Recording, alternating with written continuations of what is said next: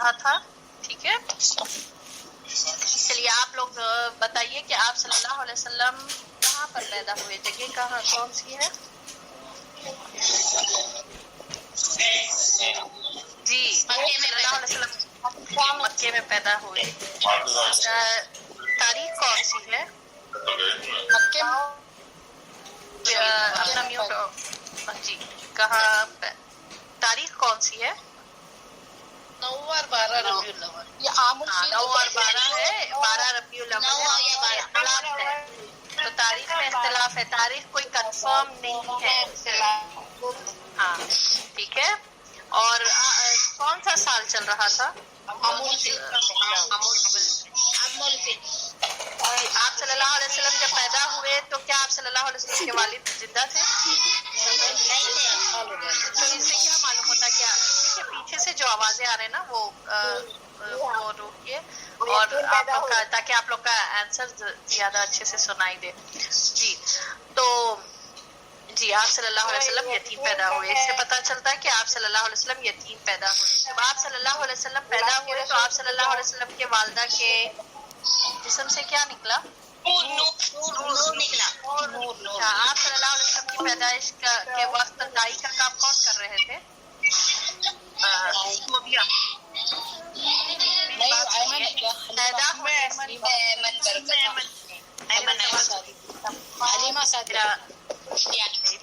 پوروں کو بنا. پہلے میرا سوال تھا, آپ صلی اللہ علیہ وسلم کی پیدائش کے وقت عبد الرحمن بن عوف کے والدہ. جی ماشاء اللہ بارک اللہ. بتائیے نا میم کون تھے انہوں؟ عبد الرحمن بن عوف جو عشرہ مبشرہ میں سے ہے, صحابہ رضی اللہ تعالیٰ عنہ میں سے, ان میں سے عبد الرحمن بن عوف کے والدہ شفا بنت عمر.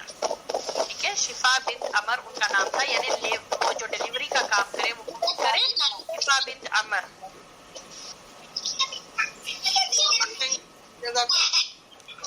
بھیا کہ بالخیر. دیکھیے پیچھے سے آوازیں بہت آ رہی ہیں, ڈسٹربنس رہے گا تو پھر لوگوں کو جواب سمجھ میں نہیں آئے گا. ٹھیک ہے, اچھا یہ بتائیے آپ صلی اللہ علیہ وسلم کو سب سے پہلے دودھ کس نے پلایا؟ ان کے والدہ نے. ان کے والدہ کا نام کیا ہے؟ آمینہ. والدہ کے بعد کس نے پلایا؟ ام ایمن. ایمن اور برکت جو ہے کیئر ٹیکر تھے, دودھ نہیں پلائے. سویبا ہے ان کا نام, صوبیہ یہ نام سویبا ان کو کہا جاتا. ٹھیک ہے, پہلے دیکھیے پہلے میری بات سنیے. آپ لوگ لکھ لیجئے, میں بتاتی ہوں. ٹھیک ہے, آپ لوگ لکھ لیجئے. سب سے پہلے آمنہ آپ صلی اللہ علیہ وسلم کے والدہ نے پلایا, اس کے بعد سویبا نے پلایا جو ابو لہب کی کنیز تھی. ٹھیک ہے, پھر اس کے بعد حلیمۃ السعدیہ نے پلایا. ٹھیک ہے, فرسٹ آمنہ, سیکنڈ سویبا جو ابو لہب کی کنیز تھی, سویبا نام ہے ان کا, سویبا کہا جاتا. ٹھیک ہے, سویبا نہیں پڑھنا اور ہے نا صوبیہ نہیں پڑھنا, سویبا ہے ان کا نام, جو آپ صلی اللہ علیہ وسلم کو اپنے والدہ کے بعد جو دودھ پلائے. سیکنڈ نمبر پر کون ہے؟ سویبا. سویبا کے بعد جو ہے حلیمۃ السعدیہ نے پلایا. ٹھیک ہے, اور حلیمۃ السعدیہ جو ہے کس کی والدہ کا نام؟ میم عبد الرحمن کی والدہ کا نام کیا تھا میم؟ شفا بنت عمر. شفا بنت اگر آپ بولیں گے تو بچے کے لیے کہا جاتا, بنت کہتے ہیں بیٹی کو, بنت عمر, شفا بنت عمر. ٹھیک ہے,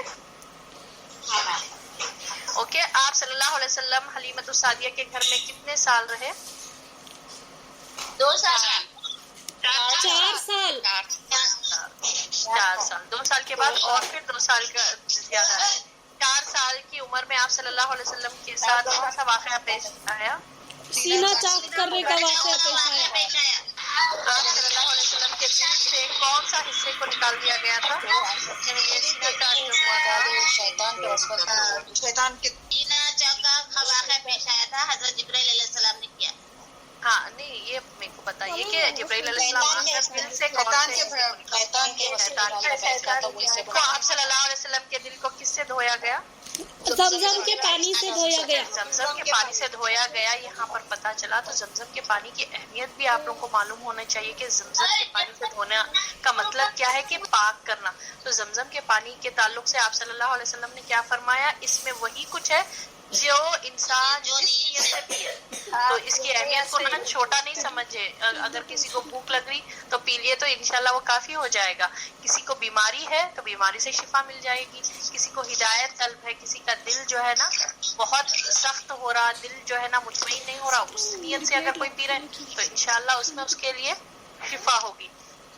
تو سبحان اللہ, زمزم کے پانی کی اہمیت یہاں پر بتانا مقصد تھا. چلیے اچھا, آپ صلی اللہ علیہ وسلم کی والدہ کا انتقال کب ہوا؟ 6 سال وسلم کی عمر کیا کتنی تھی؟ 6 سال. 6 سال کی. وسلم کی والدہ کے بعد کس نے آپ صلی اللہ علیہ وسلم کی کفالت کی؟ دادا عبد المطلب کا انتقال کب ہوا؟ 8 سال جب وہ 8 سال کے تھے. 8 سال 2 مہینے 10 دن. اچھا 8 سال 2 مہینے 10 دن. اچھا یہ بتائیے جی عمرانہ بھابھی آپ بتائیے, آپ صلی اللہ علیہ وسلم کے دادا کے انتقال کے بعد آپ صلی اللہ علیہ وسلم کی کفالت کون کرے؟ آپ صلی اللہ علیہ وسلم کا چاچا ابو طالب. جی ابو طالب نے کی. اچھا ابو طالب کے پاس اچھا کون بتائیں گے؟ جی افضل آ کے آپ بتائیے, کیا ابو طالب کے پاس بہت زیادہ مالدار تھے اور کیا ان کے پاس بچے نہیں تھے؟ بچے تھے مگر مال زیادہ نہیں تھا.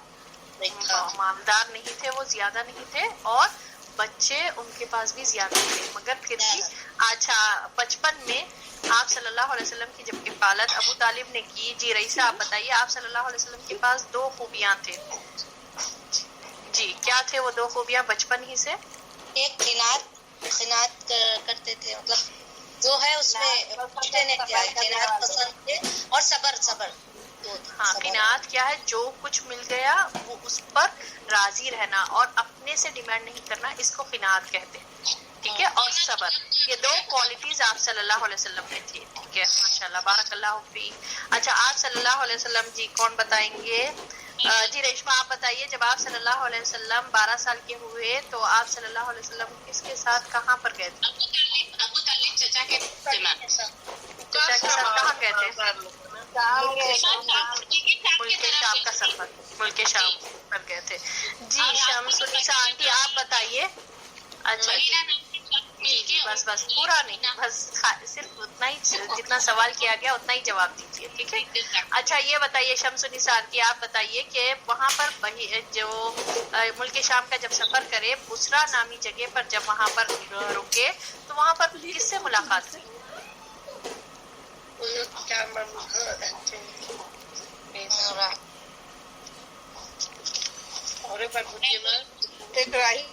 رکے تھے بسرا پر, جگہ ہے ایک پلیس ہے جس کا نام بسرا تھا, وہاں پر رکے تو کون کس سے ملاقات ہوئی؟ ایک راہب بحیرہ نام تھا. جی ایک راہب تھا, جی ایک راہب جس کا نام بحیرہ تھا. اچھا جی شائستہ آپ بتائیے, وہ راہب نے کیا کہا آپ صلی اللہ علیہ وسلم کا ہاتھ پکڑ کر؟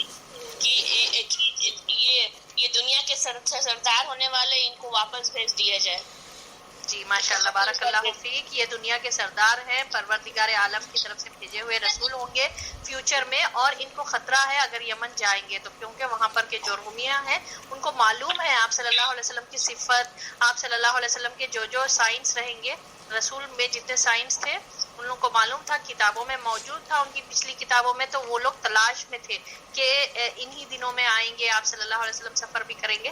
تو اسی لیے انہوں نے کہا کہ ابو طالب سے کہا, یہ راہب بحیرہ نامی, انہوں نے کہا کہ آپ صلی اللہ علیہ وسلم کو واپس بھیج دیں, مکہ واپس بھیج دیں. تو کیا ابو طالب نے ایسے ہی کیا؟ جی ایسے ہی. ہاں اچھا جنگ فجار, یہ آپ صلی اللہ علیہ وسلم جب یہ جنگ فجار ہوئی تھی آپ صلی اللہ علیہ وسلم کی عمر کیا تھی؟ 20 سال. اچھا یہ جنگ فجار کون سے مہینے میں ہوئی؟ 20 برس. کون سے مہینے, کس مہینے میں؟ ذیقعد کے مہینے میں. جی طیبہ آپ بتائیے, ذیقعد کے مہینے میں ہوئی.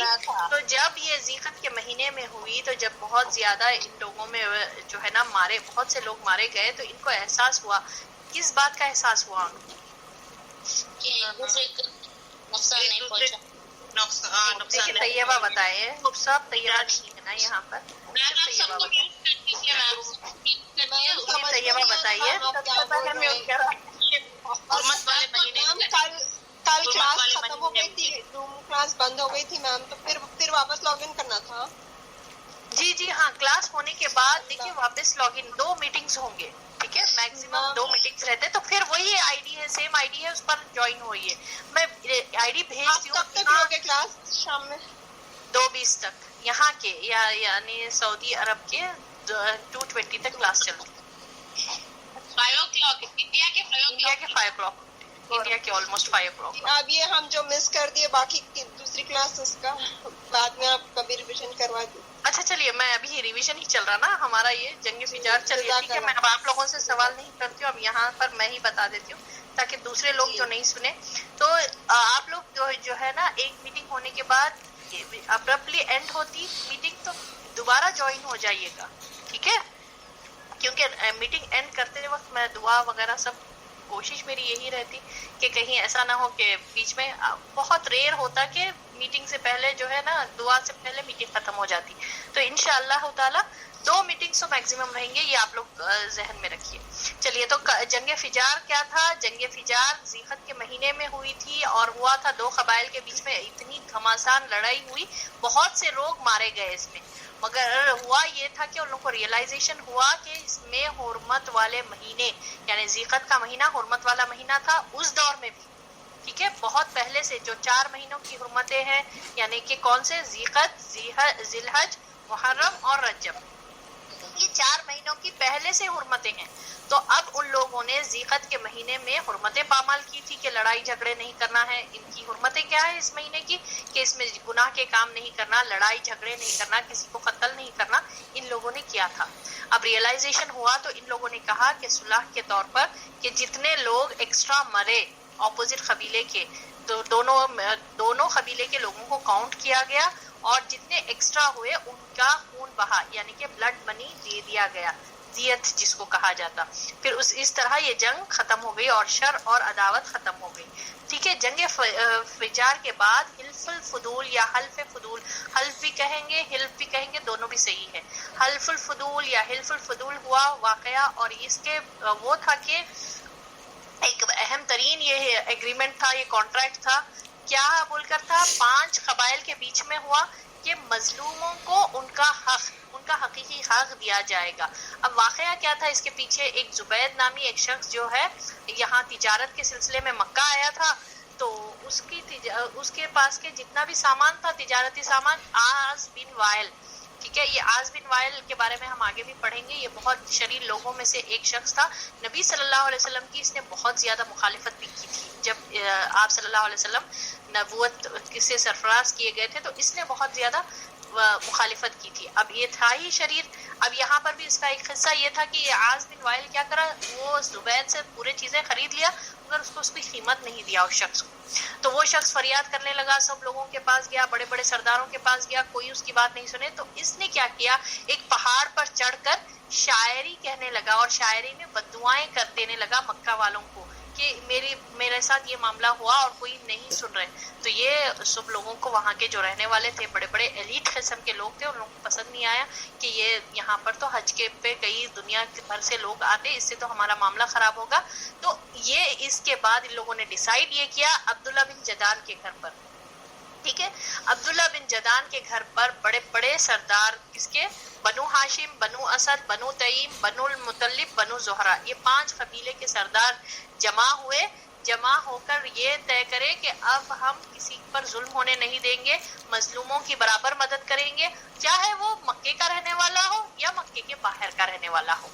तो आप सल्लल्लाहु अलैहि वसल्लम इस हिल्फुल फुदूल के ताल्लुक से ये कहते थे, इस्लाम आ जाने के बाद भी, कि मेरी इस्लाम से पहले मुझे दौरे जाहिलियत में एक ऐसा मैंने कॉन्ट्रैक्ट का मैं मुशाहिदा किया कि मुझे उसके बदले कीमती ऊंट यानी सुर्ख ऊंट भी पसंद नहीं है, और मुझे अगर अब भी बुलाया जाए ऐसे कोई कॉन्ट्रैक्ट जिसमें मजलूमों की मदद करने के लिए तो मैं जरूर शामिल होऊंगा। तो इसकी अहमियत बताना वाज़ेह था कि यहाँ इसमें मकसद क्या था इस हिल्फुल फुदूल का, इस एग्रीमेंट का, اس کانٹریکٹ کا کہ مظلوموں کی مدد کرنا، ان لوگوں کو ان کا حقیقی حق دلانا، اور یہ عبداللہ بن جدان کے گھر پر ہوا. اچھا، یہ عبداللہ بن جدان کے تعلق سے جو ہے نا حدیث ہے، عائشہ رضی اللہ تعالی عنہا نے آپ صلی اللہ علیہ وسلم سے فرمایا کہ عائشہ رضی اللہ تعالیٰ عنہ نے فرمایا کہ اے اللہ کے رسول صلی اللہ علیہ وسلم، یہ عبداللہ بن جدان بہت اچھا شخص تھا، مسکینوں کی مدد کرتا تھا، اور ان کے گھر پر ہی اتنا بڑا یہ طے ہوا، اور لوگوں کو ان کا جو ہے حق دلاتا تھا، مظلوموں کی مدد کرتا تھا، یہ تو بہت زیادہ مسکینوں کی مدد کرتا تھا، تو کیا اللہ تعالیٰ اس کو معاف کر دے گا؟ اس نے اسلام کو جو ہے نا اسلام سے پہلے ہی اس کی فوت، یعنی اسلام کی دعوت سے پہلے ہی یہ فوت ہو گیا. تو آپ صلی اللہ علیہ وسلم نے کہا کہ یہ کام جب کرتا تھا نا، یہ نیک کام، تو یہ نہیں کہتا تھا کہ رب اغفر لی خطیئاتی یوم الدین، اس کا یہ مطلب نہیں رہتا تھا. وہ کرتا تھا غریبوں کی مدد، مگر یوم آخرت پر اس کا یقین نہیں تھا کہ دوبارہ جی اٹھنا ہے، اس کو اجر ملنا ہے، اور اللہ کی خاطر نہیں کرتا تھا. تو اس کی وجہ سے اس کے تمام اعمال ضائع ہو جائیں گے. جو ہم قرآن میں ہم لوگوں نے پڑھا کہ جو اللہ پر ایمان نہیں رکھتا، آخرت کے دن پر ایمان نہیں رکھتا، اس کے تمام اعمال حبیطت اعمالہم، اللہ تعالیٰ ضائع کر دے گا، کہ اللہ کی خاطر نہیں کیا، اپنے بس جو ہے نا بس لوگوں کو کرتا تھا کام، کوئی اس کا مقصد ہی نہیں رہا. تو ایسا کام کا کچھ صلہ نہیں ملے گا. جو دنیا میں جو بھی ہے وہ مل جائے گا اس کو، مگر آخرت میں کچھ نہیں ملے گا. ٹھیک ہے نا، یہ ایک ہے. تو عبداللہ بن جدان کے تعلق سے یہ آتا. تو ہم لوگوں نے کل یہاں تک کیا تھا. اب یہ سب کلیئر ہے نا آپ لوگوں کو؟ نیکسٹ سٹارٹ کریں گے آپ صلی اللہ علیہ وسلم کی عملی زندگی. ٹھیک ہے نا، کلیئر ہو گیا؟ دوسروں کو بھی جو کل اٹینڈ نہیں کرے ان کو بھی کلیئر ہوا؟ جی میم. جی میم آیت بولیے، رب اغفر لی. رب آپ صلی اللہ علیہ وسلم نے کہا کہ عبداللہ بن جدان یہ نہیں کہتا تھا رب اغفر لی خطیئاتی یوم الدین، اے اللہ میرے گناہوں کو معاف کر دے قیامت کے دن، یعنی یوم جزا کے دن. ٹھیک ہے، اس کی یہ دعا نہیں رہتی تھی، یعنی کر اللہ پر توکل نہیں کرتا تھا، اللہ سے امید نہیں کرتا تھا اس اجر کا بدلہ ملنے کا. ٹھیک ہے نا. رب اغفر لی خطیئاتی، رب اغفر لی خطیئاتی یوم الدین. میم ابو طالب بھی نہیں لائے تھے نا ایمان میم؟ ہاں نہیں لائے تھے، ہم پڑھیں گے انشاءاللہ آگے. ہاں نہیں لائے تھے نا، تو میم ان کا کیا ہوگا؟ مطلب ان کو بھی مطلب مدد تو خود کرتے تھے نا ابو جندال کی تو جیسا. بس ایمان نہیں لائے. دیکھیے اسلام آ گیا تھا، وہ دیکھے تھے آپ صلی اللہ علیہ وسلم کو، جو ہے نا دیکھے تھے ایز اے رسول بنا کر بھیجے گئے، مدد بھی کرے اسلام کی، مگر اسلام کو پسند نہیں کرے. وہ بولتے تھے کہ نہیں، میرا دل نہیں چاہتا کہ میں اپنے، اب انشاءاللہ ہم آگے پڑھیں گے تو خلاص ان کے ساتھ معاملہ یہ ہوگا کہ وہ مشرک ہے. تو ان کے ساتھ معاملہ آپ صلی اللہ علیہ وسلم سے سوال بھی کیا گیا، کیا آپ صلی اللہ علیہ وسلم سے جو ہے نا عباس رضی اللہ تعالیٰ عنہ سوال کرتے کہ اے اللہ کے رسول صلی اللہ علیہ وسلم، ابو طالب نے آپ کے لیے بہت کیا، آپ کی کفالت کرے، اور اسلام کے دنوں میں تو آپ انیشل پیریڈ میں تو آپ کی بہت مدد کرے، تو کیا آپ ان کے کچھ بھی کام نہیں آئیں گے آخرت کے دن؟ تو آپ صلی اللہ علیہ وسلم نے کہا کہ میری وجہ سے جو ہے نا وہ جہنم کے بالکل اوپر کی سطح پر ہوں گے، ورنہ وہ جہنم کے نچلے سطح میں رہتے تھے. یہ وجہ سے ہی وہ جو ہے جہنم کے، یعنی ان کو عذاب تو ملے گا مگر جہنم کے بالکل اوپر کے لیول پہ رہیں گے، نچلے لیول پر نہیں. ٹھیک ہے، انشاءاللہ ہم پڑھیں گے. اوکے، وإياك بالخیر. چلیے کلاس سٹارٹ کریں گے اب. رب اغفر لی خطیئتی یوم الدین. کوئی بھی کام کر ہم کو یہ اللہ سے امید رکھنا چاہیے کہ اللہ مجھے معاف کر دے. یوم الدین. جی میں وہی ہے، میننگ میم، میننگ اے اللہ مجھے معاف کر، میرے خطاؤں کو معاف کر دے یوم الدین، یوم جزا کے دن.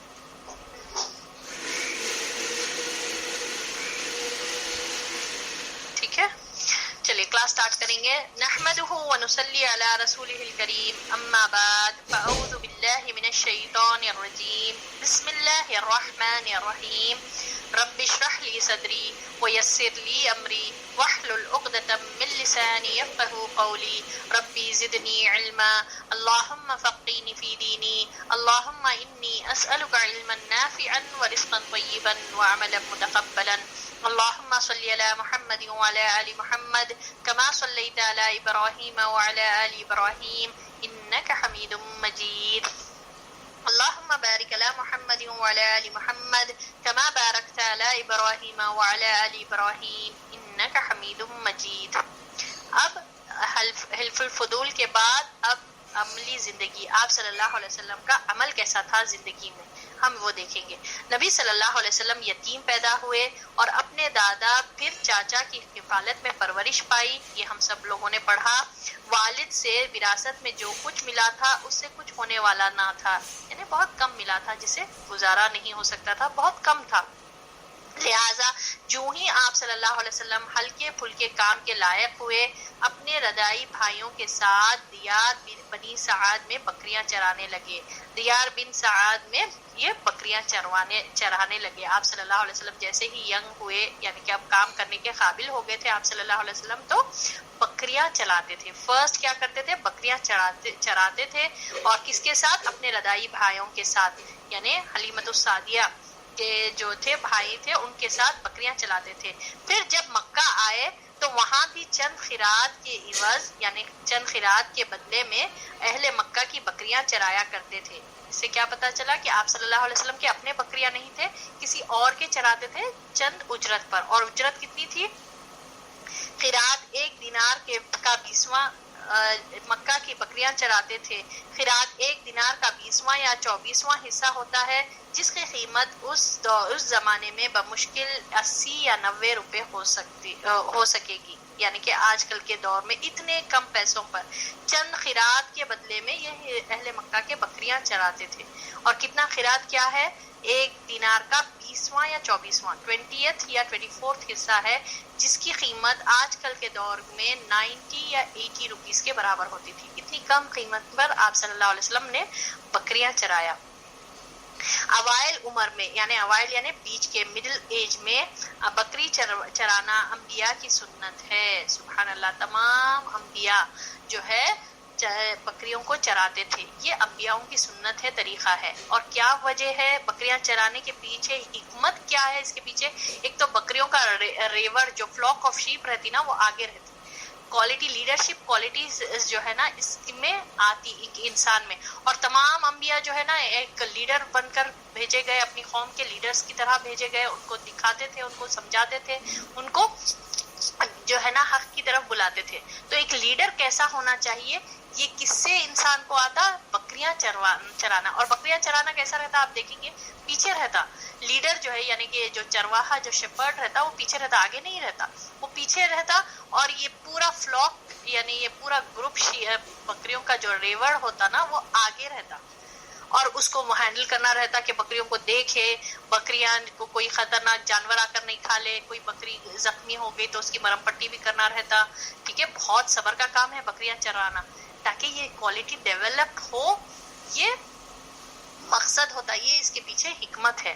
شیپرڈ، سبحان اللہ. تو اب یہاں پر جو ہے نا بکریاں آپ صلی اللہ علیہ وسلم نے بھی سٹارٹنگ میں، آپ صلی اللہ علیہ وسلم جو فرسٹ کام کرے وہ بکریاں چرائے. اور بکریاں چرائے تھے پھر چند پیسوں کے بدلے ہی. تو اپنے بکریاں نہیں تھے آپ صلی اللہ علیہ وسلم کے، کسی اور کے بکریاں چرواتے تھے، اور چند پیسوں کے لیے.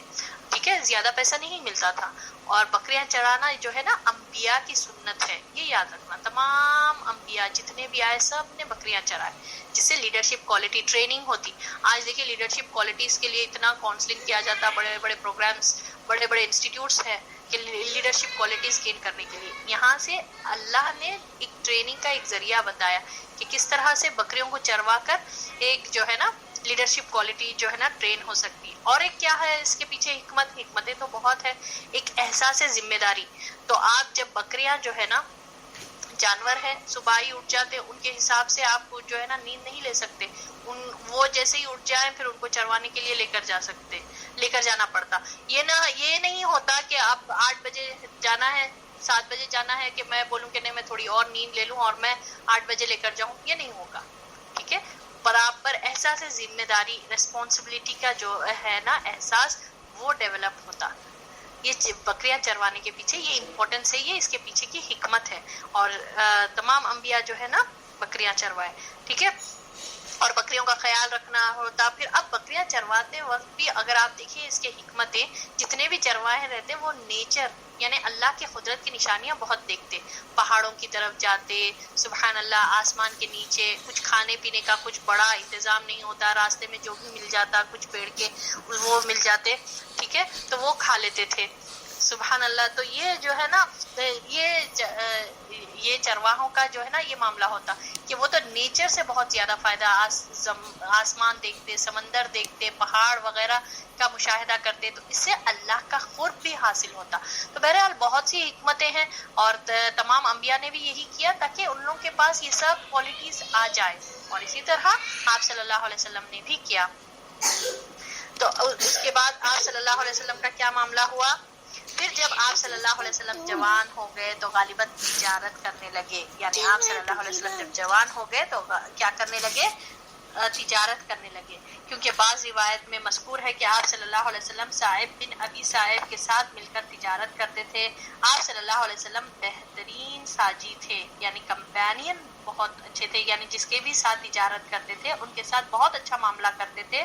اور کیا، نہ حجت بحث کرتے تھے، نہ جھگڑا کرتے تھے.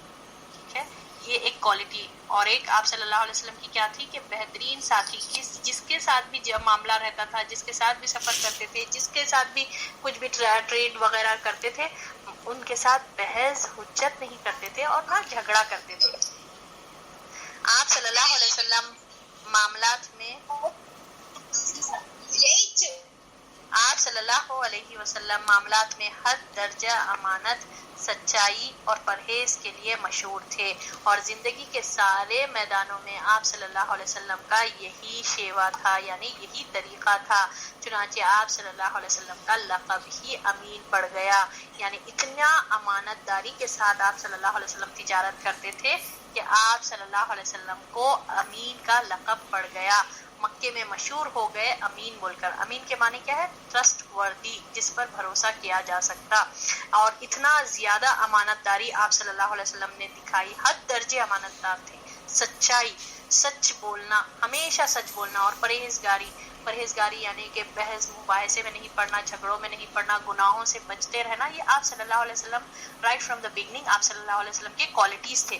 یہی کوالٹیز کی وجہ سے آپ صلی اللہ علیہ وسلم تمام مکے میں کس لقب سے مشہور ہوئے؟ امین یعنی کہ دا ٹرسٹ وردی. ملک شام کا سفر اور حضرت خدیجہ رضی اللہ تعالی عنہا کے مال کی تجارت. آپ صلی اللہ علیہ وسلم کی یہی شہرت سن کر خدیجہ رضی اللہ تعالی عنہا نے آپ صلی اللہ علیہ وسلم کو تجارت کے لیے اپنے مال کی پیشکش کی. وہ شرف اور مال دونوں لحاظ سے قریش کی سب سے معزز خاتون تھی اور لوگوں کو کچھ اجرت پر اپنا مال تجارت کے لیے دیا کرتی تھی. انہوں نے پیشکش کے ساتھ یہ بھی عرض کیا کہ وہ آپ صلی اللہ علیہ وسلم کو سب سے اچھی اجرت دے گی. ٹھیک ہے. اب یہی آپ صلی اللہ علیہ وسلم اسی امین کے لقب سے مشہور ہوئے. سب کو پتا تھا کہ بہت زیادہ امانت دار ہے، سچے ہیں. اور جو ہے نا خدیجہ رضی اللہ تعالی عنہا یہ ایک قریش کی معزز ریسپیکٹیبل خاتون تھی، بہت زیادہ ویلدی بھی تھے.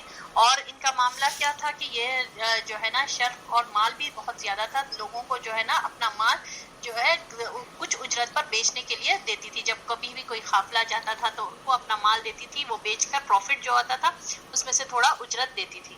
تو آپ صلی اللہ علیہ وسلم کی یہ باتیں سن کر پھر معلوم ہوا تھا، ریپوٹیشن آپ صلی اللہ علیہ وسلم کا پتہ چلا، تو آپ صلی اللہ علیہ وسلم کو پھر انہوں نے اپنا مال بھی تجارت کے لیے دیا تھا. کون؟ خدیجہ رضی اللہ تعالی عنہا نے. تو پھر اس کے بعد اور یہ بھی بات کہی کہ اچھی اجرت دیں گے، یعنی اب تک جتنا جو لوگوں سے ملتا ان سے زیادہ اجرت دینے کا یہ وعدہ کیا تھا. ٹھیک ہے، کلیئر ہے یہاں تک؟ آگے بڑھوں؟ چل پھر اب کیا ہوا؟ آپ صلی اللہ علیہ وسلم کس کے ساتھ گئے تھے تجارت پر؟ جو خدیجہ رضی اللہ تعالی عنہا کا مال لے کر آپ صلی اللہ علیہ وسلم نے ان کے غلام میسرہ، ٹھیک ہے یہ یاد رکھنا، کس کے ساتھ سفر کیا؟ ان کے غلام میسرہ کے ساتھ ملک شام کا سفر کیا. وہاں خرید و فروخت کی، یعنی تجارت کی. خوب نفع ہوا اور اس قدر برکت ہوئی کہ پہلے کبھی نہیں ہوئی تھی. پھر مکہ واپس آئے اور امانتیں ادا فرما دی. سبحان اللہ. پھر آپ صلی اللہ علیہ وسلم نے کیا کیا؟ جب خدیجہ رضی اللہ تعالیٰ عنہ نے اپنا مال دیا اور ساتھ میں اپنے غلام کو، یعنی ان کے پاس جو سرونٹ تھے ان کا میسرہ ان کا نام تھا، ان کو بھیجایا ساتھ میں.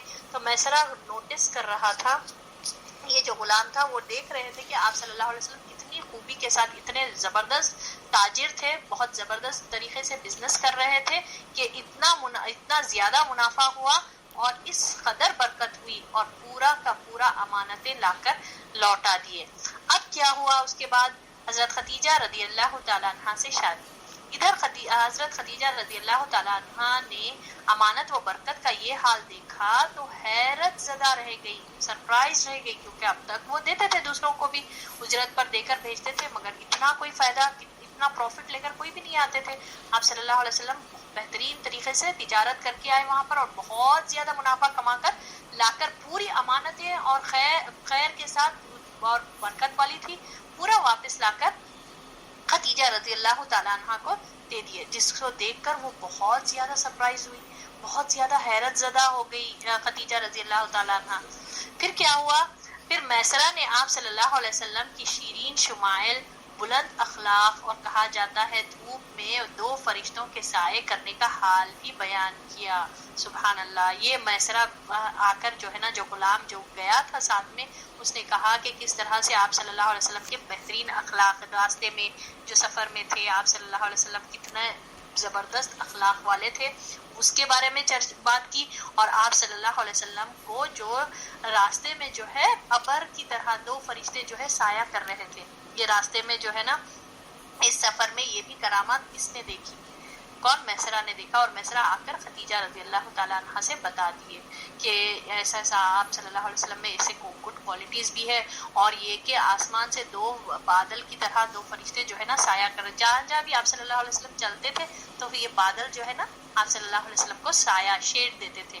تو یہ بھی بات آ کر میسرہ نے خدیجہ رضی اللہ تعالیٰ عنہ سے بیان فرمائی. تو خدیجہ رضی اللہ تعالیٰ عنہ نے محسوس کیا کہ ان کا گوہر مراد انہیں مل گیا. ٹھیک ہے. چنانچہ انہوں نے آپ صلی اللہ علیہ وسلم کے پاس اپنی ایک سہیلی کو بھیج کر شادی کی خواہش کا اظہار کیا. آپ صلی اللہ علیہ وسلم نے تجویز پسند کی اور چچاؤں سے گفتگو کی. انہوں نے حضرت خدیجہ رضی اللہ تعالیٰ عنہ کے چچا عمر بن اسد کو پیغام بھیجا. بات طے ہو گئی اور بنو ہاشم اور سرداران قریش کی ایک مجلس میں 20 اونٹ اور کہا جاتا ہے 6 اونٹ مہر پر نکاح ہو گیا. خطبہ نکاح ابو طالب نے دیا جس میں اللہ کی حمد و ثنا کی. پھر آپ صلی اللہ علیہ وسلم کے فضل و شرف کا ذکر کیا. اس کے بعد ایجاب و قبول کے کلمات کہے اور مہر بیان کیا. کس طرح شادی ہوئی؟ پہلے تو خدیجہ رضی اللہ تعالیٰ عنہ بہت سرپرائز ہو گئے. خدیجہ رضی اللہ تعالیٰ عنہ بہت سرپرائز ہو گئے اتنی خیر اور برکت دیکھ کر. پھر اس کے بعد میسرہ سے بھی کوالٹی سنے کہ بہت بہترین اخلاق والے ہیں، اور یہ جو ہے نا اخلاق والے ہیں، اور فرشتے جو ہے نا بادل کی طرح سایہ کر رہے تھے. تو وہ لوگ سمجھ گئے کہ یہ ہی میرے جو ہے نا اب یہ میرے شوہر بن سکتے، میں ان کے ساتھ نکاح وہ کرنا چاہتی ہوں. خواہش ظاہر کی کس کے تھرو؟ ایک فرینڈ کے. ٹھیک ہے. فرینڈ کا نام نفیسہ کہا جاتا. ٹھیک ہے. فرینڈ کے ذریعے سے پیغام بھیجایا تو آپ صلی اللہ علیہ وسلم کو بھی پسند آیا رشتہ. ٹھیک ہے. آپ صلی اللہ علیہ وسلم نے بھی پسند کیا، مگر ہاں بڑوں کے مشورے کے ساتھ. چچاؤں سے بھی یہ بات کہی گئی، پھر چچاؤں نے بھی ایکسیپٹ کیا کیونکہ معزز خاتون تھے قریش کے. ایک تو دولت مند تھے، ویلدی تھے، اور آگے ہم پڑھیں گے کہ کتنے بہت سے لوگ جو ہے نا لائن میں تھے خدیجہ رضی اللہ تعالیٰ عنہ سے نکاح کرنے کے لیے، مگر کسی کو وہ ہر ایک کو انکار کر دیتی تھی.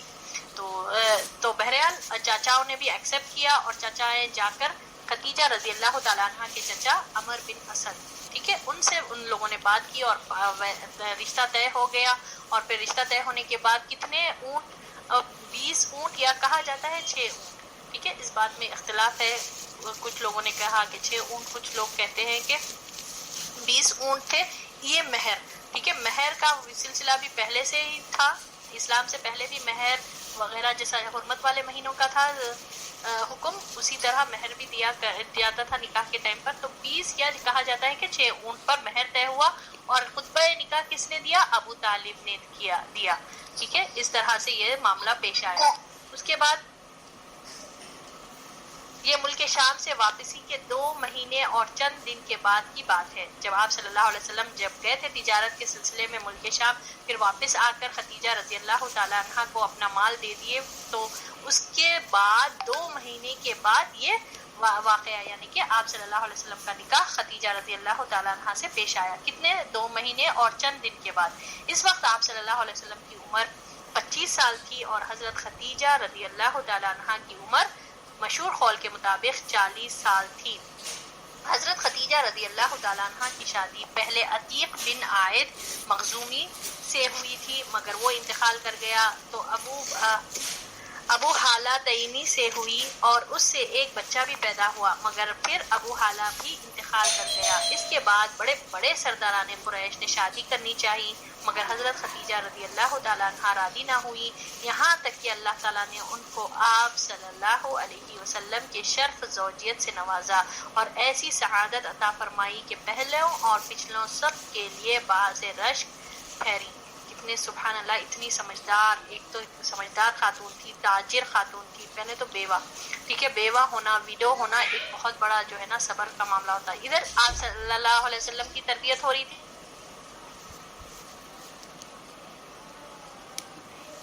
اسرار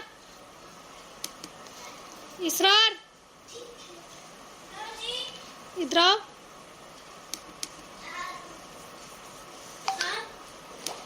کیا ہوا؟ بس میں کس کو, کون سے بچے کو مارے؟ بس میں تمہاری بس میں کہتے ایک بچے کو مارے کہتے نا, پٹائی کرے کہتے نا تم لوگ. کون سے بچے؟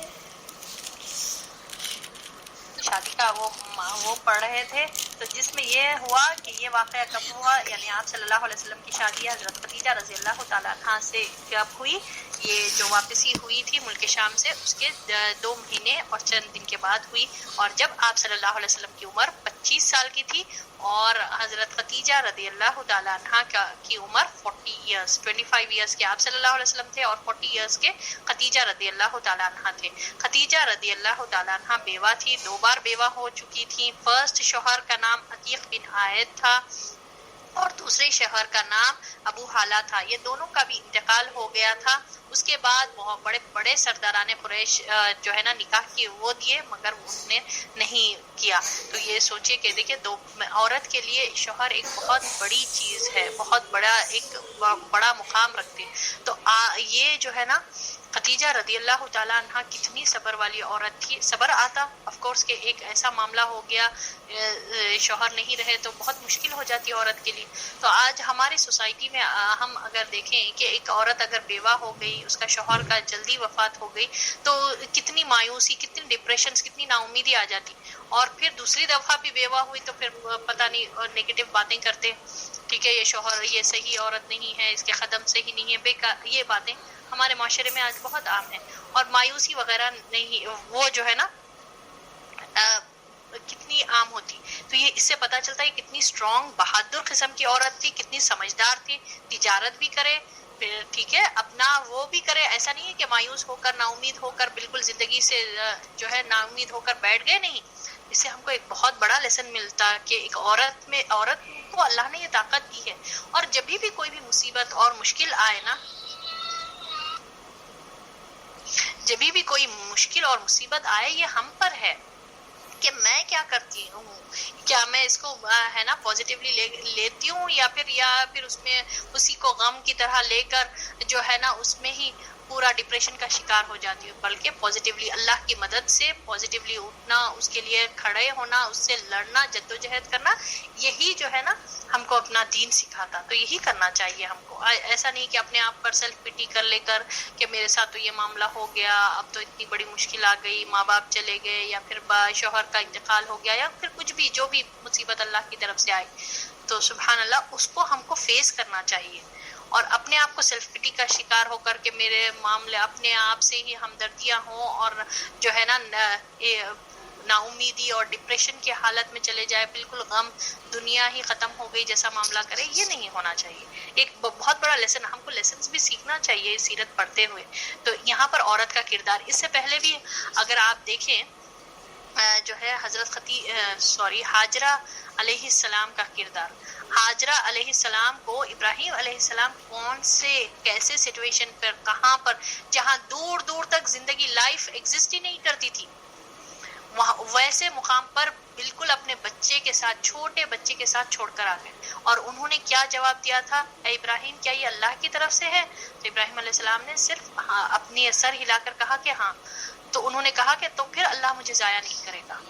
یہ یقین, یہ جو ہے نا مثبت سوچ, یہ پازیٹیو سوچ انسان کو جو ہے نا ہمیشہ آگے بڑھاتا. اور سوچئے کیا وہ ان کو جو ملکیت ملی تھی زمزم کا کنواں, اللہ نے کیسا باقی رکھا.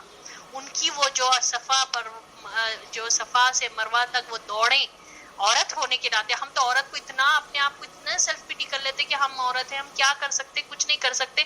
یہ ہے نا ہمارے سامنے یہ بڑے بڑے مثال ہیں.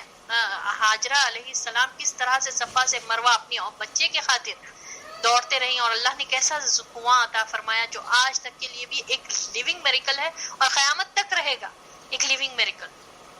اور کس طرح سے عبد المطلب کو خواب میں دکھا کر اس کنویں کو واپس وہ کر دیا گیا, حالانکہ جو ہے نا اب کئی عرصے بند رہا, آلموسٹ کہا جاتا کہ 300 سال تک بند رہا, گم گیا تھا کنواں, پتہ ہی نہیں چل رہا تھا, بالکل کمپلیٹ بند کر دیا, مگر اللہ نے باقی رکھا. سبحان اللہ. ابراہیم علیہ السلام کی کیسے کیسے چیزیں باقی رکھی. تو یہ ہمارے لیے لیسن ہے. اور ادھر خدیجہ رضی اللہ تعالیٰ عنہ 2 بار بیوہ ہونے کے بعد نا امید نہیں ہو گئی. ٹھیک ہے, شوہر ایک بڑی چیز ہوتی ہے عورت کے لیے, مگر اس کے باوجود وہ اپنی تجارت برابر کرتے تھے. پھر اس کے بعد آپ صلی اللہ علیہ وسلم جیسی شخصیت ان کے نکاح میں آئے, اور کیا یہ زبردست کردار والی عورت تھے, آگے ہم دیکھیں گے. تو ہم کو ہے نا اس سے یہ لیسن لینا چاہیے, عورت اپنے آپ کو سیلف پٹی کا شکار ہو کر اپنے آپ کے جو ہے نا مشکلوں کو, مصیبتوں کو بتا کر, ٹاسک بتا کر یہ نہیں کرنا چاہیے, بلکہ اللہ کی مدد سے اس کو فیس کرنا چاہیے. یہ ہم کو لیسن ملتا. اب کیا ہوا, نبی صلی اللہ علیہ وسلم کی حضرت خدیجہ رضی اللہ تعالیٰ عنہ سے اولاد. حضرت خدیجہ رضی اللہ تعالیٰ عنہ نبی صلی اللہ علیہ وسلم کی پہلی بیوی تھی. ان کے جیتے جی یعنی ان کی زندگی میں آپ صلی اللہ علیہ وسلم نے کسی اور سے شادی نہیں کی. آپ سوچئے آپ صلی اللہ علیہ وسلم کتنے ینگ تھے, 25 ایئرس کے تھے, اور خدیجہ رضی اللہ تعالیٰ عنہ 40 ایئرس کے, آلموسٹ 15 ایئرس کا ڈفرنس. مگر اس کے باوجود کبھی آپ صلی اللہ علیہ وسلم نے دوسری عورت کی طرف نگاہ نہیں ڈالی, یا پھر ینگ عورتیں چاہیے ایسا بھی نہیں کیا معاملہ. ان کی زندگی میں کبھی دوسرا نکاح نہیں کیا. آپ صلی اللہ علیہ وسلم کی تمام اولاد بھی انہی سے تھی, صرف ابراہیم ماریہ خدیات سے تھی. ان کی اولاد کے نام یہ ہیں, یعنی کہ حضرت خدیجہ رضی اللہ تعالیٰ عنہ اور آپ صلی اللہ علیہ وسلم کی اولاد کے نام کیا ہیں, پہلے قاسم, پھر زینب, پھر رقیہ. پہلے قاسم ہوئے نا, تو اسی وجہ سے آپ صلی اللہ علیہ وسلم کو ابو قاسم کہہ کر بلایا جاتا تھا. ٹھیک ہے, پھر زینب, پھر رقیہ, پھر ام کلثوم, پھر فاطمہ, پھر عبداللہ. اور جو ابراہیم تھے آپ صلی اللہ علیہ وسلم کے جو چھوٹے بیٹے تھے وہ ماریہ خدیہ سے ہوئے. ٹھیک ہے نا.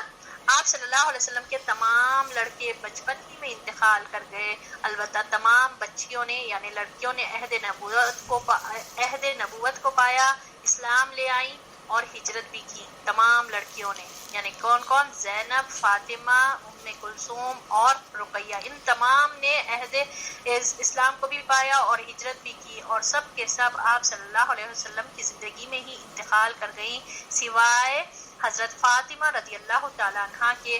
آپ صلی اللہ علیہ وسلم کے بعد 6 مہینے زندہ رہی. ٹھیک ہے, یہ آپ صلی اللہ علیہ وسلم کی اولاد کے بارے میں ہے.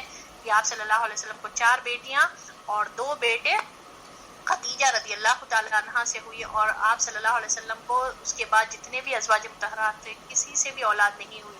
اور جو بیٹا ابراہیم تھا وہ ماریہ خدیہ سے ہوئی, جو ایک ہبہ کے طور پر آپ صلی اللہ علیہ وسلم کو عطا کی گئی تھی. ٹھیک ہے نا, کلیئر ہے یہاں تک؟ میم 5 بچے کیا نام تھے؟ 4 بیٹیاں اور 2 بیٹے. 2 بیٹے اور ایک بیٹے کا نام قاسم. اولاد تھے ان کے, قاسم, دیکھیے قاسم بیٹے کون ہیں, قاسم اور عبداللہ. ٹھیک ہے, خدیجہ رضی اللہ تعالیٰ عنہ سے. کون کون؟ قاسم اور عبداللہ. بیٹیاں کون کون ہیں؟ زینب، رقیہ، ام کلثوم، فاطمہ. ٹھیک ہے. ہمارے یہاں فدیہ سے بیٹا ہوا نا ماں. ہاں ایک بیٹا ہوا ابراہیم جو بعد میں ہوا. ٹھیک ہے، بعد میں مدینہ میں ہوا تھا. وہ بھی بچپن میں انتقال کر گئے. تمام بیٹے تو بچپن ہی میں یعنی چھوٹے تھے، بالکل چھوٹے بچے تھے تبھی انتقال کر گئے. بیٹیاں البتہ تمام کے تمام آپ صلی اللہ علیہ وسلم کے جو ہے نا اسلام کو بھی دیکھے، نبوت کا دور بھی دیکھے، ہجرت بھی کرے، اور سب سے لاسٹ جو فوت ہوئے تھے وہ فاطمہ رضی اللہ تعالیٰ عنہ تھے، جو نبی صلی اللہ علیہ وسلم کی وفات کے 6 مہینے کے بعد انتقال کر گئی تھی. ٹھیک ہے.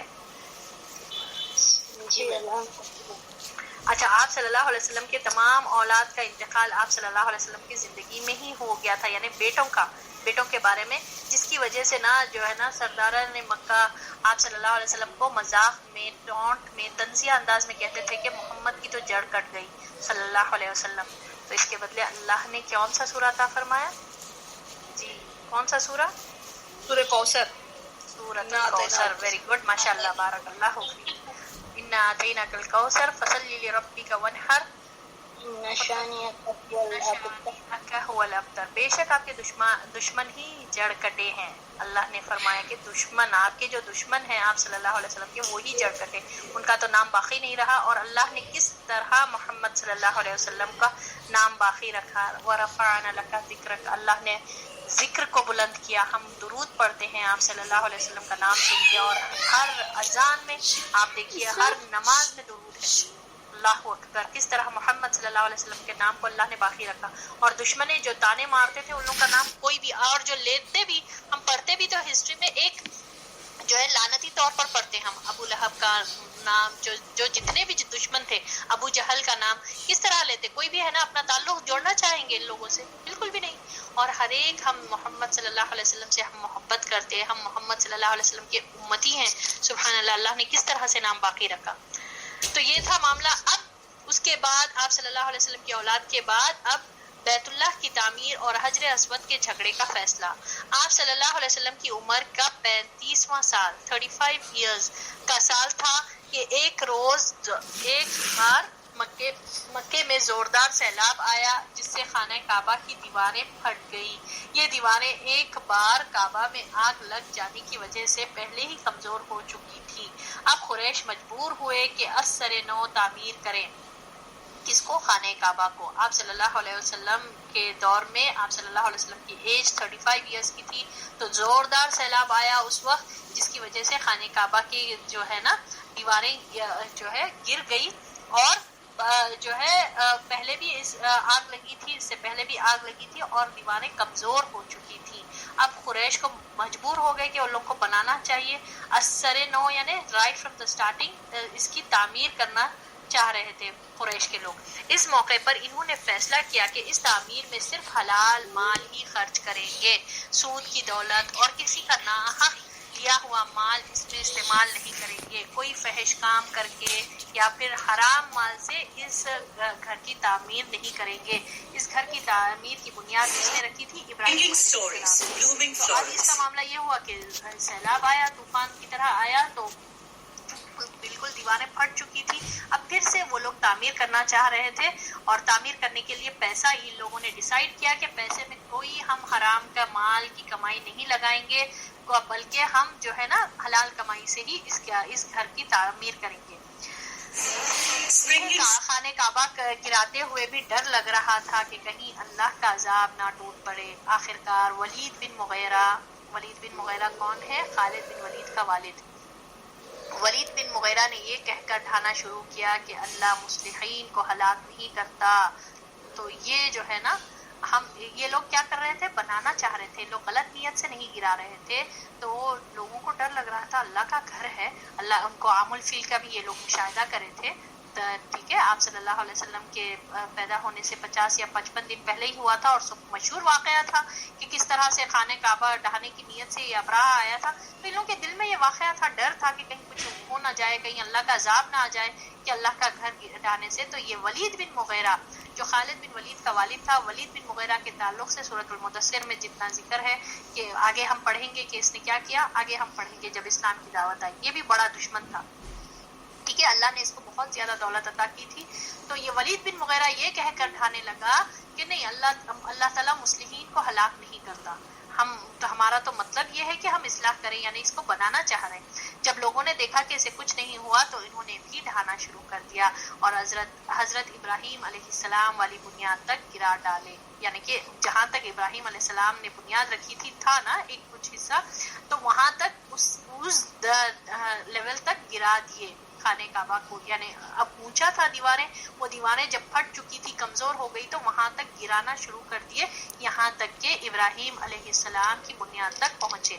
اس کے بعد تعمیر شروع کی. تعمیر کے لیے ہر قبیلے کا الگ الگ حصہ مقرر کیا گیا. اشراف اپنے کندھوں پر پتھر لاتے, اشراف یعنی کہ بڑے بڑے ایلیٹ قسم کے سردار بھی اس میں شامل تھے, وہ لوگ بھی اپنا حصہ ڈال رہے تھے. ایلیٹ قسم کے لوگ کیا کرتے تھے, اپنے کندھوں پر پتھر لاتے اور ڈھیر لگاتے. آپ صلی اللہ علیہ وسلم اور آپ صلی اللہ علیہ وسلم کے چچا عباس رضی اللہ تعالیٰ عنہ بھی پتھر اٹھاتے تھے. تعمیر کا کام باخوم نامی ایک رومی معمار کر رہا تھا. یہ انجینئر اس دور میں جو ہے نا, جو تعمیر کرنے میں, جو کنسٹرکشن کرنے کے لیے جو ضرورت تھا, اس کا نام کیا تھا, باخوم نامی. وہ انسٹرکشن دے رہا تھا کہ کس طرح سے پتھر جمائیں وغیرہ. وہ رومی معمار تھا, یعنی کہ انجینئر تھا. چونکہ مال اتنا جمع نہ ہو سکا تھا کہ عمارت حضرت ابراہیم علیہ السلام کی بنیادوں پر مکمل کی جا سکتی, اسی لیے شمال کی طرف سے تقریباً 6 ہاتھ چھوڑ کر اس پر ایک چھوٹی سی دیوار اٹھا دی گئی تاکہ علامات رہے کہ یہ کعبے کا حصہ ہے. اسی کو حجر اور حتیم کہتے ہیں. جو آج آپ دیکھ رہے ہیں نا, آج کے دور میں جو سیمی سرکل بنا ہوا ہے, وہاں تک تھا کعبہ, مگر ان کے پاس پیسے نہیں تھے. یہ لوگ ڈیسائیڈ یہ کر رہے تھے کہ صرف حلال کمائی سے تو اتنا پیسہ جمع نہیں ہو سکا, تو دیوار اتنا ہی اٹھائے جو آج خانہ کعبہ کا جو ہم دیکھ رہے ہیں. اور وہ جو ہے نا, وہاں پر ایک جو ہے چھوٹی سی دیوار اٹھا دیے, جو آج ہم سیمی سرکل میں دیکھتے ہیں, جس کو حتیم کہا جاتا, وہ بھی کعبے کا حصہ ہے. حتیم میں اگر آپ نماز پڑھیں تو اٹس لائک کہ آپ کعبے میں نماز پڑھیں. اور ہمارے لیے کتنی آسانی ہے, دیکھیں سبحان اللہ, ہر کوئی جا کے کعبے کے اندر نماز نہیں پڑھ سکتا, تو حتیم میں جو لوگ نماز پڑھے ان کے لیے عام لوگوں کو بھی وہاں کھولا جاتا. تو یہ اللہ تعالیٰ کی ایک حکمت ہے کہ اللہ کے عام بندوں کو بھی موقع ملے. خاص بندے ہی جا سکتے نا کعبے کے اندر جا کر, کعبے میں ہر ایک کو تو نہیں ملتا یہ شرف, کسی بہت وی آئی پی لوگ ہی چاہتے وہاں پر. تو حتیم میں نماز پڑھنا اٹس لائک کہ کعبے میں نماز پڑھنا, وہ کعبے کا ہی حصہ تھا. کعبہ اتنا وہاں تک تھا, اتنا لینتھ تھی کعبے کی, مگر ان کے پاس پیسے نہیں تھے, اس وجہ سے ان لوگوں نے تعمیر نہیں کیا. جب دیوار حجر اسود تک اٹھ چکی تو ہر سردار نے چاہا کہ وہی حجر اسود کو اس جگہ سے رکھنے کا شرف, اس کی جگہ پر رکھنے کا شرف حاصل کرے. یعنی سب کی خواہش ہوئی حجر اسود کے کو جو ہے نا وہاں پر رکھے, اس کی اصل جگہ پر رکھے. اس پر سخت جھگڑا اٹھ کھڑا ہوا جو 4-5 روز تک جاری رہا. 4-5 days, اور قریب تھا کہ حرم میں خون خرابہ بھی ہو جاتا. اب لوگ ہر ایک کی خواہش, یہ جتنے بھی قبیلے تھے, بڑے بڑے سردار تھے, سب بول رہے کہ نہیں میں رکھوں گا. یہ حجر اسود کا ایک جھگڑا, بہت بڑا جھگڑا ہوا, 4 سے 5 دن تک چلا, اور قریب تھا کہ خون خرابہ بھی ہو جاتا. ٹھیک ہے, اتنا زیادہ جھگڑا ہوا. لیکن ابو امیہ نے, جو سب سے زیادہ عمر رسیدہ تھا, یہ کہہ کر فیصلہ کیا کہ ایک صورت پیدا کر دی کہ مسجد حرام کے دروازے سے جو شخص پہلے داخل ہوا اس سے ہم جھگڑے کا حکم مان لیں گے. لوگوں نے یہ تجویز, یعنی اس آئیڈیا کو منظور کر لیا. اللہ کی مشیت دیکھیں کہ اس کے بعد سب سے پہلے جو شخص داخل ہوئے وہ آپ صلی اللہ علیہ وسلم تھے. سبحان اللہ. اور قریش نے دیکھتے ہی کیا کہا, ھذا الامین ودینہ ھذا محمد, یہ محمد صلی اللہ علیہ وسلم ہیں جو کہ امین ہیں, ہم ان سے راضی ہیں. ٹھیک ہے, تو اب یہ ہوا, بہت دنوں تک جھگڑا چلتے رہا. تو ایک شخص جو بہت زیادہ عمر والا تھا, بزرگ تھا, وہ ابو امیہ اس کا نام تھا, اس نے کہا کہ اچھا ٹھیک ہے, ایک کام کریں گے ہم کہ اب جو ہے نا حرم میں جو سب سے پہلے نیکسٹ ڈے فجر کی نماز, یعنی جو بھی نماز ان لوگوں نے طے کیا تھا, جو سب سے پہلے داخل ہوگا ہم اس سے فیصلہ کرائیں گے, اس کو ہم حاکم بنائیں گے. وہ جو بھی فیصلہ کریں گے ہم جو ہے نا اس کو منظور کریں گے. اور اللہ کی شان دیکھیے سبحان اللہ, وہ فرسٹ جو داخل ہوئے وہ محمد صلی اللہ علیہ وسلم ہی تھے. لوگوں نے دیکھتے ہی کہا کہ یہ تو امین ہے, یہ تو امانت دار ہے, یہ تو پورے مکے میں مشہور تھے آپ صلی اللہ علیہ وسلم اسی لقب کے کہ ہم راضی ہیں محمد سے صلی اللہ علیہ وسلم کہ اب وہ جو بھی فیصلہ کرے ہم اس کو ایکسیپٹ کریں گے. تمام لوگوں نے اس کو ایکسیپٹ کیا اور کتنے بہترین طریقے سے دیکھیے یہ معاملہ سولو ہوا. پھر آپ صلی اللہ علیہ وسلم ان کے پاس پہنچے تو آپ صلی اللہ علیہ وسلم کو تفصیل بتائی گئی. آپ صلی اللہ علیہ وسلم کو نہیں معلوم تھا کہ کیا ہوا, جھگڑے چل رہے ہیں, یہ ہو رہا, تو تفصیل بتائی گئی کہ ایسا ہوا. پھر بعد میں ابو امیہ ہمارے کو یہ تجویز دیے, یہ آئیڈیا دیے کہ ایسا ہوگا, تو آپ ہی پہلے شخص تھے جو داخل ہوئے, اب آپ فیصلہ کریں. تو آپ صلی اللہ علیہ وسلم نے اس کا حل یہ نکالا کہ ایک چادر لی. کتنا بہترین ہے دیکھیں آپ صلی اللہ علیہ وسلم اس کو شرف جان کر فوری جا کر رکھ دیے نہیں, بلکہ کس طرح سے کام ایک ٹیم بنا کر کس طرح سے دیکھیں سب کی خیر خواہی کا آپ صلی اللہ علیہ وسلم نے وہ کیا. کیا کیا, ایک چادر لی, اس میں حجر اسود رکھا, سینٹر میں حجر اسود رکھا, اور سب سرداروں سے کہا کہ اس کا کنارہ پکڑ لیں. اللہ اکبر. پورے یہ چادر 4 اسکوائر میں رہتی, تو ہر ایک کو کہا کہ کارنرز پکڑ لے اور حجر اسود کو بیچ میں رکھا. اب سب خوش, سب نے اٹھایا جیسا ہوا. یہ کتنا بہترین طریقے سے آپ صلی اللہ علیہ وسلم کی, سے پتہ چلتا کہ کتنے عقل مند تھے, کتنے حکمت, کتنے وائز تھے آپ صلی اللہ علیہ وسلم. آپ صلی اللہ علیہ وسلم نے کیا کیا, پھر سب نے سب کو چادر پکڑنے کا حکم دیا, اور سب نے ایسا ہی کیا. جب چادر حجر اسود کی جگہ تک پہنچ گئی تو آپ صلی اللہ علیہ وسلم نے اپنے مبارک ہاتھ سے حجر اسود کو اس کی جگہ پر رکھ دیا. یہ اتنا عمدہ فیصلہ تھا, یہ اتنا عمدہ فیصلہ تھا کہ اس پر سب خوش ہو گئے. تو سبحان اللہ, اسے پتہ چلتا کہ آپ صلی اللہ علیہ وسلم کتنے وائز تھے, کتنا بہترین فیصلہ تھا. یہ 4-5 دن سے جنگ چل رہی, لڑائی چل رہی, فساد کی طرح ہوا, قریب تھا کہ خون خرابہ بھی ہو جاتا تھا, مگر یہ جو ہے نا آپ صلی اللہ علیہ وسلم کتنی بہترین طریقے سے اس کا سالو کیا. اور حجر اسود جو ہے, حجر اسود کے تعلق سے آپ صلی اللہ علیہ وسلم نے کیا فرمایا, یہ جنت کا پتھر ہے. جنت کا پتھر اگر زمین پر ہے تو وہ یہ حجر اسود ہے, اور حجر اسود بہت سفید تھا. 2 پتھر ہے جو زمین پر موجود ہے, وہ ہے حجر اسود اور مقام ابراہیم. اللہ نے ان دونوں کا نور لے لیا. اگر ان دونوں کے نور کو اللہ باقی رکھتا تو تمام مشرق اور مغرب یعنی روشن ہو جاتے. سبحان اللہ. اس کے تعلق سے آپ صلی اللہ علیہ وسلم نے فرمایا. تو یہ حجر اسود, اور کہا جاتا ہے یہ بہت وائٹ سفید پتھر تھا, مگر لوگوں کے گناہوں کی وجہ سے یہ بلیک ہو گیا, اس لیے اس کا نام حجر اسود پڑ گیا. مگر یہ جو پتھر جب آیا تھا جنت سے, اور ہم ابراہیم علیہ السلام کے واقعے میں پڑھے تھے کہ ابراہیم علیہ السلام جب گھر کی تعمیر کر رہے تھے, دعا کر رہے تھے آپ ابراہیم علیہ السلام اور اسماعیل علیہ السلام کہ اللہ ہم سے یہ کام لے اور ہماری ہی نسل میں سے ایک ایسے شخص کو بھیج جو لوگوں کا تزکیہ کرے. وہ سب ہم لوگوں نے پڑھا قرآن میں, سورۃ البقرہ کی آیتیں ہیں, آخری 1 پارے کے لاسٹ آیتیں ہیں. تو یہ ابراہیم علیہ السلام جب چاہ رہے تھے کہ ایک ایسا پتھر آئے جو بالکل فکسڈ ہو, پورا تعمیر ہو گیا, ایک چھوٹا جگہ باقی رہ گئی تھی, اور آپ ابراہیم علیہ السلام کو سمجھ میں نہیں آ رہا تھا کہ یہاں کون سا پتھر رکھے. تو وہ چاہ رہے تھے کہ یہ ایسا قسم کا پتھر آئے جو کمپلیٹلی فکس ہو. تو وہ ڈھونڈ رہے تھے, دونوں باپ بیٹے ڈھونڈ رہے تھے پتھر, مگر اللہ نے جنت سے بھیجا یہ پتھر. تو حجر اسود کی یہ خاصیت ہے سبحان اللہ. اور حجر اسود کا بوسہ لینے کے تعلق سے آپ صلی اللہ علیہ وسلم نے بھی فرمایا کہ موقع ملنے پر لینا چاہیے اس کا بوسہ لینا. اور ہم جو طواف سٹارٹ کرتے ہاتھ دکھا کر دور کی طرف حجر اسود کو ہی ہاتھ دکھاتے نا, سبحان اللہ. اس کا حجر اسود کے تعلق سے یہ آتا, اور مقام ابراہیم, یہ دونوں جنت کے پتھر ہیں. اللہ اکبر.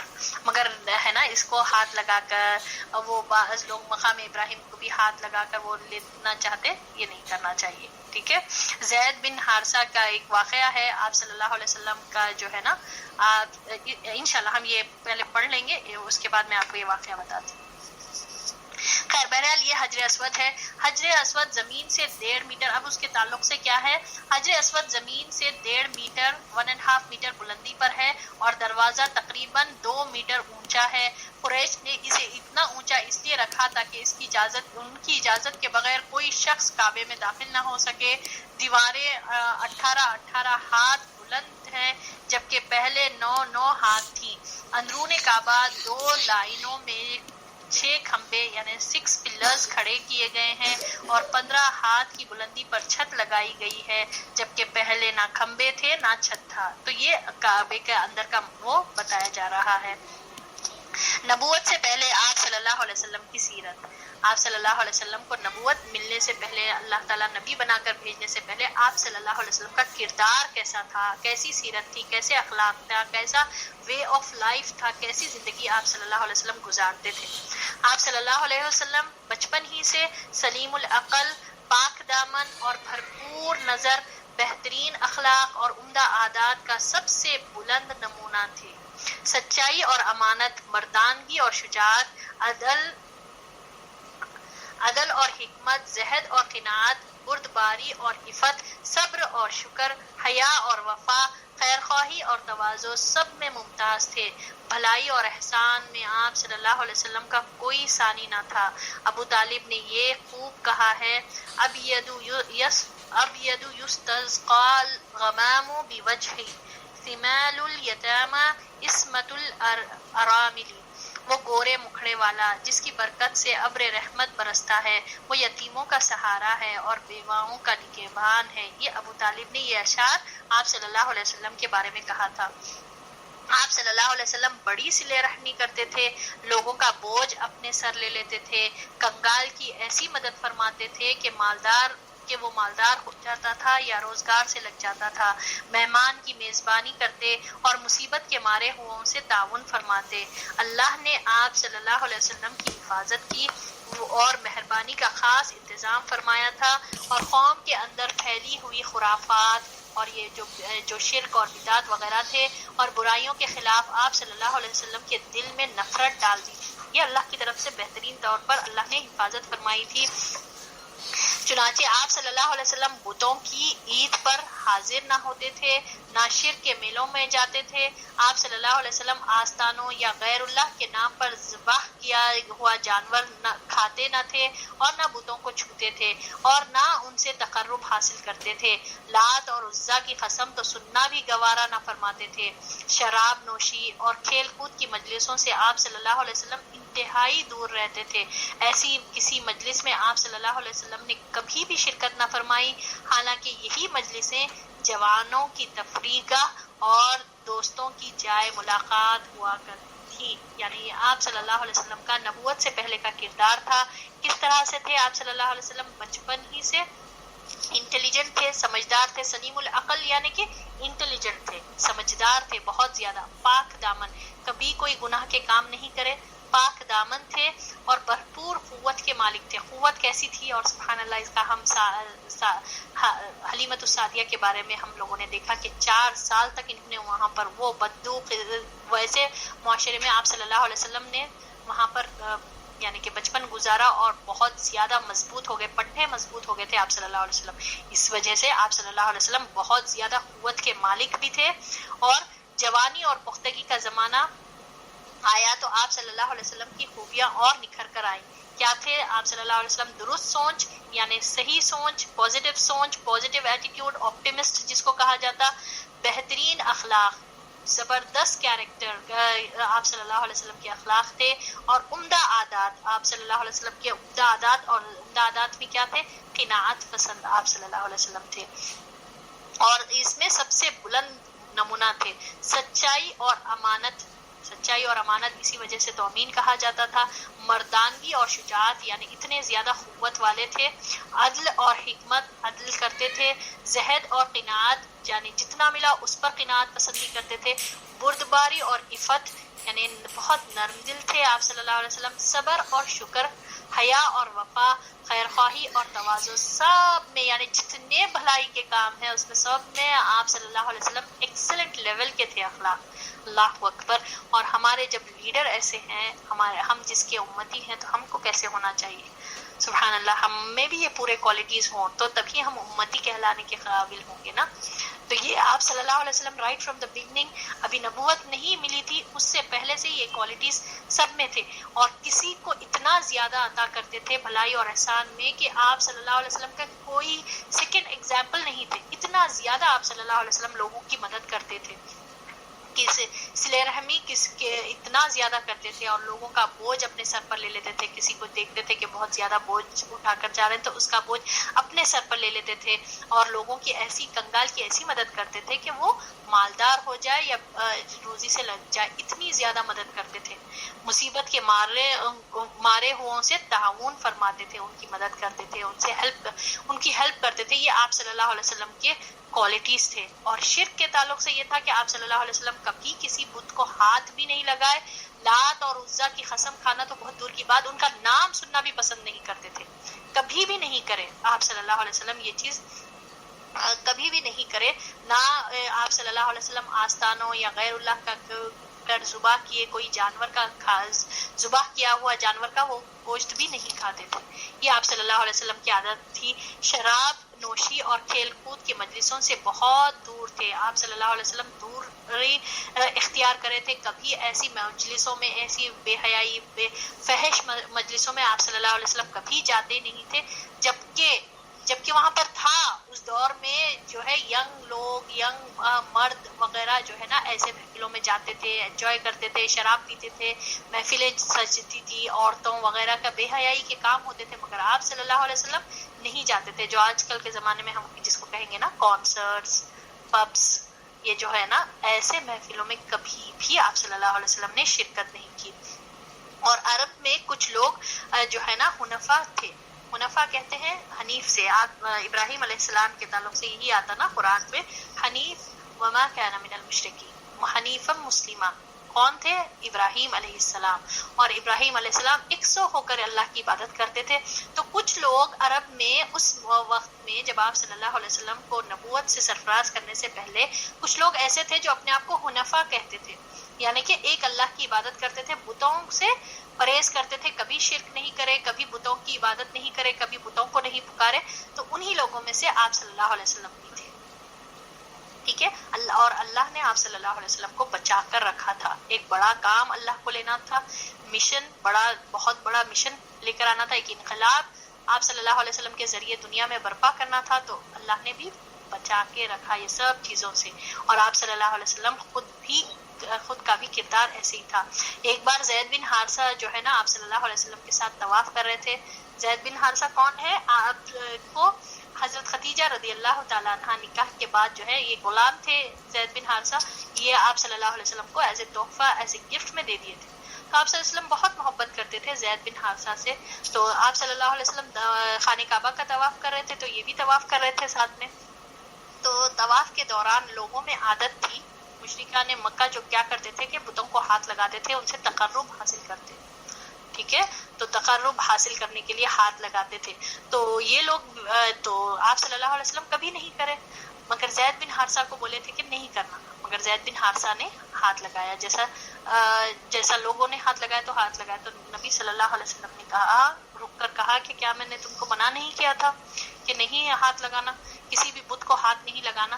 تو بہرحال اسے پتا چلتا کہ آپ صلی اللہ علیہ وسلم اتنا ناپسندیدہ کرتے تھے, خود بھی نہیں کرتے تھے اور جو ہے نا زید بن حارثہ کو بھی منع کرے تھے.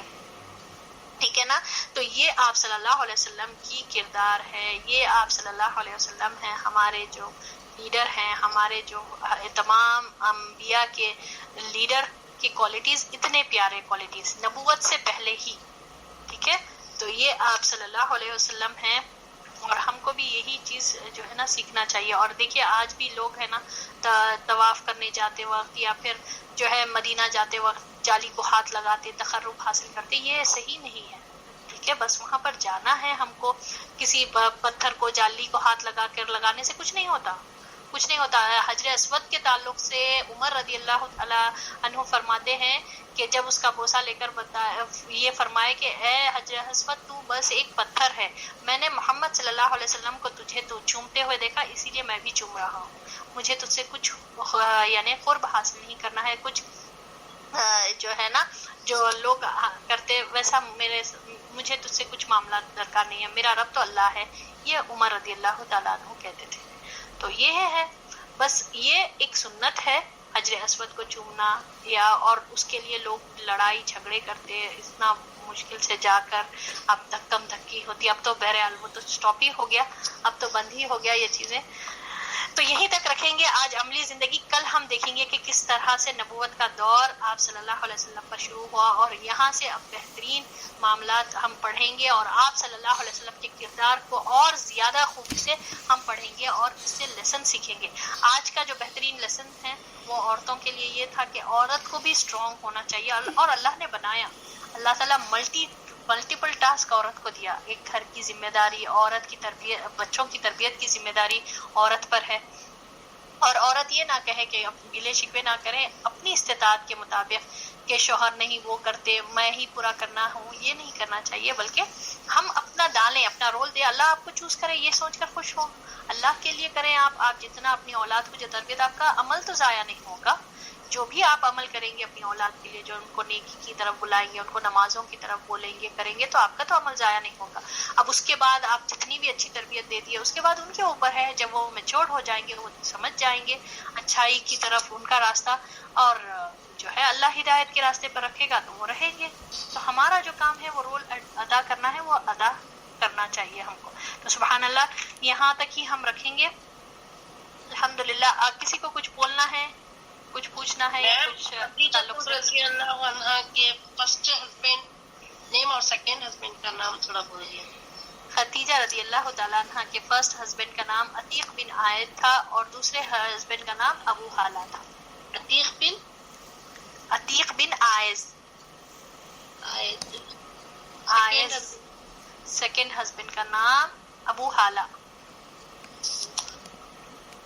جی میں ویا کی بالخیر. تو آپ لوگوں کو بھی اس سے کچھ سبق ملا؟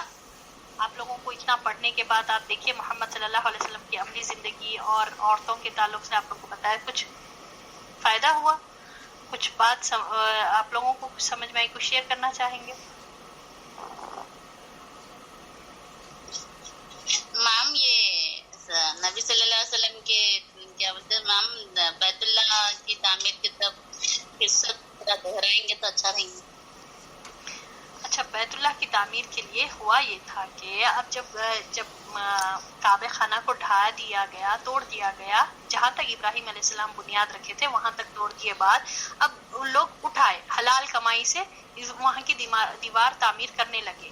ٹھیک ہے، اب ان کے پاس اتنا پیسہ نہیں تھا کہ حتیم تک، جو آج جس کو سیمی سرکل بنا ہوا ہے نا، آپ گئے تو دیکھتے نا، تو وہاں تک ان کو اٹھانے کی، دیوار اٹھانے کے اتنے پیسے نہیں تھے، تو ان لوگوں نے بس خالی ایسا اٹھا کر نشان کے طور پر چھوڑ دیا. تو اب حجر اسود رکھنے کی جب باری آئی تو سب کی خواہش یہ ہوئی کہ نہیں میں رکھوں گا، ہر سردار بولتا تھا کہ نہیں میں رکھوں گا. تو اب اس کا سلیوشن آپ صلی اللہ علیہ وسلم اللہ نے بہترین طریقے سے ابو امیہ کے ذریعے عطا فرمایا. ابو امیہ نے کہا کہ جو کوئی فرسٹ انٹر ہوگا وہی ڈیسائیڈ کرے گا، حرم میں جو فرسٹ انٹر ہوگا وہی ڈیسائیڈ کرے گا. تو اللہ کی شان یہی ہوئی کہ محمد صلی اللہ علیہ وسلم انٹر ہوئے. محمد صلی اللہ علیہ وسلم نے کہا کہ اچھا اس کا سلیوشن کیا بتایا کہ حجر اسود کو بیچ میں رکھا جائے، ایک چادر ہے، ٹھیک ہے، ایک چادر بیڈ شیٹ کی طرح، اس کے اوپر بیچ میں حجر اسود رکھا گیا، اور پورے کارنرز کو جو ہے نا بڑے بڑے سردار جو قبیلے والے تھے سب نے پکڑا. اس سے ان لوگ بھی خوش ہو گئے. پھر آپ صلی اللہ علیہ وسلم اپنے ہاتھوں سے، اپنے مبارک ہاتھوں سے حجر اسود اس کی جگہ پر رکھ دیے. ٹھیک ہے، ویا کہ بالخیر. کسی کو کچھ کہنا ہے؟ سبق ملا، کوئی لیسن ملا، کوئی شیئر کریں گے کچھ ایسا پوائنٹ جو آپ لوگ کو سمجھ میں آیا جو میں بتانا بھول گئی؟ ٹھیک، خبر ٹیچر یہ حجر اسود جو ہے سو جنت کا ہے بولتے نا، پھر وہ جنت کا پتہ ہے وہ صحیح ہے، مگر وہ میوزیم میں بھی ہے ایک حجر اسود، وہ بھی جنت کا ہے. نہیں میوزیم میں نہیں ہے، حجر اسود تو وہیں پر ہے کعبے کو لگا ہوا. ٹھیک ہے، جی وہاں بھی ہے ویسا پتھر ہے. اور نہیں، وہ ایک ماڈل بنا کر رکھے ہیں آپ کو بتانے کے لیے کہ یہ حجر اسود ایسا تھا. میوزیم میں جو رکھا ہوا ہے ماڈل کی طرح رکھا ہوا ہے، وہ ریئل حجر اسود نہیں ہے. ٹھیک ہے، ٹھیک ہے، یہ جنت کا پتھر ہے حجر اسود جو کعبے کو لگا ہوا ہے، جس کو ہم ہاتھ اٹھاتے نا، جس سے ہمارا طواف شروع ہوتا، یہ جنت کا پتھر ہے. سبحان اللہ. یہ اور مقام ابراہیم دونوں جنت کے پتھر ہیں. اور آپ صلی اللہ علیہ وسلم نے اس کو کیا کہا؟ یہ جنت کے 2 یاقوت ہیں. اللہ اکبر، سبحان اللہ. جنت کے یاقوت ہے، اور اس کی اللہ نے اس کے نور کو ختم کر دیا. اگر اس کا نور باقی رہتا جیسا ایکچوئل میں ریئل میں ہے تو پورے مشرق اور مغرب میں اس کا یہ روشن ہو جاتا. اتنا زیادہ نور اللہ نے باقی رکھا. جنت کا پتھر کی خاصیت کیا ہوگی آپ سوچیے. سبحان اللہ. تو اللہ سے دعا ہے کہ ہم لوگوں نے جتنا پڑھا, جتنا سیکھا عورتوں کے تعلق سے, کہ ایک مضبوط سوچ, ہمیشہ ایک مثبت سوچ کے ساتھ آگے بڑھنا چاہیے, کبھی مشکلات کو ذکر نہیں کرنا چاہیے. یہ اللہ سے دعا ہے کہ ہم اپنے زندگیوں میں بھی ہم امپلیمنٹ کریں. اور آپ صلی اللہ علیہ وسلم کا جو کردار تھا, جو اخلاق کا جو رویہ تھا, آپ صلی اللہ علیہ وسلم کا جو عملی زندگی تھی, جو کردار تھا, وہ اللہ سے دعا ہے کہ اللہ تعالیٰ ہم کو بھی وہ عطا فرمائے. رائٹ فرام دا بگننگ آپ صلی اللہ علیہ وسلم ایسے ہی تھے. امانت داری اور سچائی یہ ایک مسلمان کو ہونا چاہیے کہ ہمیشہ سچ بولے اور جس کی امانت جو ہے نا اس کو ادا کرے, اتنا پورا اسی کے جتنا اس کے جو اس کا ہے اس کو ادا کرے. یہ ہے امانت داری, ٹرسٹ وردی. ٹھیک ہے. اللہ سے دعا ہے کہ اللہ تعالیٰ ہمارے پڑھنے کو, ہمارے بیٹھنے کو قبول فرمائے.